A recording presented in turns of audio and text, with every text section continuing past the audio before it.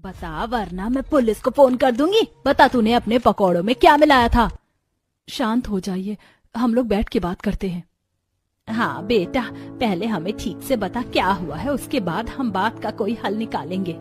अरे तुम्हारी वजह से आज हमारा बच्चा हॉस्पिटल में एडमिट है और तुम चाहती हो कि हम तुमसे आराम से बात करें। अरे ये तो हमारा बड़प्पन है कि हम अभी भी तुम्हें बोलने की मोहलत दे रहे हैं, लेकिन लगता है हमें अब कोई और तरीका ही आजमाना होगा। इतना कहकर माधवी ने जोर जोर से रोना चिल्लाना शुरू कर दिया, जिससे आसपास के सभी लोग वहां इकट्ठा हो गए। इस औरत की वजह से आज मेरा बेटा हॉस्पिटल में पड़ा है। पता नहीं इसने क्या खिला दिया मेरे बेटे को। अरे इसे तो ऐसा सबक सिखाया जाए कि ये फिर कभी ऐसा काम न करे। वाह श्रद्धा, हमने तो सोचा था कि तू अपने काम को लेकर बहुत ईमानदार है, फिर तुझसे ऐसी गलती कैसे हो गई? अरे मुझे तो इन पर पहले से ही शक था। आज अगर इनकी ये हालत हुई है तो इसमें इनकी गलती है, और इतना गिरने के बाद भी इन्हें शर्म नहीं है। अरे गलती नहीं, ये तो इन सब की जानबूझकर की गई हरकतें हैं। ऐसे लोगों को किसी भी काम से सफल नहीं होना चाहिए। हमने इन्हें जरा सी मोहलत क्या दे दी, इन्होंने तो हमारी छाती पर ही नाचना शुरू कर दिया। आज इनकी वजह से हमारे मोहल्ले की भी बदनामी हुई है। इनकी भरपाई तो इन्हें करनी ही पड़ेगी। राजेश धर्मेश के ऐसा बोलने से सभी गांव वाले भड़क गए और सभी ने मिलकर श्रद्धा के पकौड़ों का ठेला तोड़ दिया, घर का सामान इधर उधर फेंक दिया और श्रद्धा के ठेले की हर चीज नाले में फेंक दी।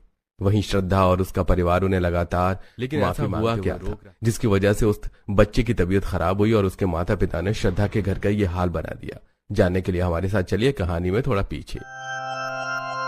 हमारा रेस्टोरेंट सबसे ज्यादा ऊपर चल रहा है। पता है, जब से श्रद्धा ने मुझे रेस्टोरेंट के मेन्यू में पकौड़े रखने का आइडिया दिया है, तब से सावन लगने के बाद लोग सिर्फ पकौड़े खाने ही आते हैं। भैया, सिर्फ आइडिया ही नहीं बल्कि रेसिपी भी भाभी की ही है। आज बहू की बदौलत ही हमारे रेस्टोरेंट पर सबसे ज्यादा ग्राहक हैं। हाँ, मैं कब मना कर रहा हूँ। मैं तो खुद मानता हूँ कि ये सब श्रद्धा की वजह से ही हो पाया है। पूरा परिवार ऐसे ही बैठा हुआ बातें कर रहा था कि तभी माधव के पास रखा फोन बजने लगा। माधव कॉल रिसीव करके कमरे से बाहर बात करने आ गया, लेकिन जो बात उसे फोन पर पता चली उसे सुनकर उसके पैरों तले जमीन खिसक गई। क्या? बिल्कुल नहीं, ऐसा हो ही नहीं सकता।